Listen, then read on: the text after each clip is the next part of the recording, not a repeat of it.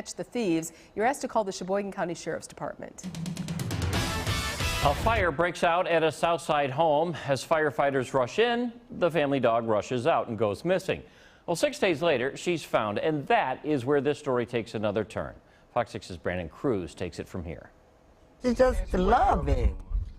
She's just real loving. When a fire broke out at Lucinda Powell's Southside home on May 15th, a neighbor called her after firefighters entered the apartment. And she said, but your dog took off running, and I ain't seen her since.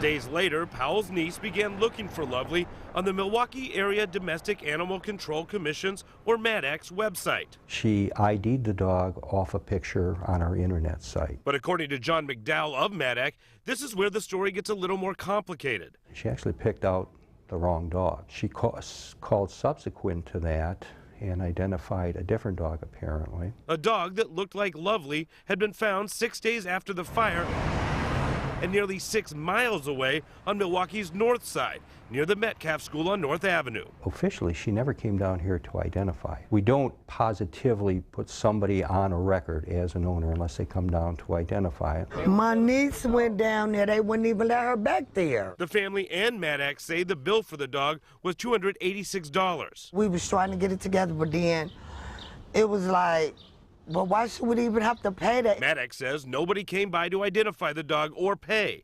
After 8 days, their policy is to move the dog, which happened on Wednesday when she was sent to a rescue. It's nothing I can do, but just hope she finds they find her a good home, or they feel pity and bring her back to me.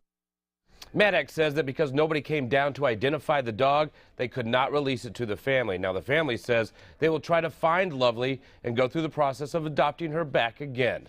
Live in the newsroom, Brandon Cruz, Fox 6 News. I'm assuming the dog was not microchipped. No, it was not, and it didn't have a license or anything else to identify it completely with that family. That is why MADAC said they needed somebody to come down physically and point out that dog. Some things that could be done to clear up any confusion in the future. All right, Brandon, thanks. Well, from that cute dog to a cute kitten now, saved from abuse in Racine.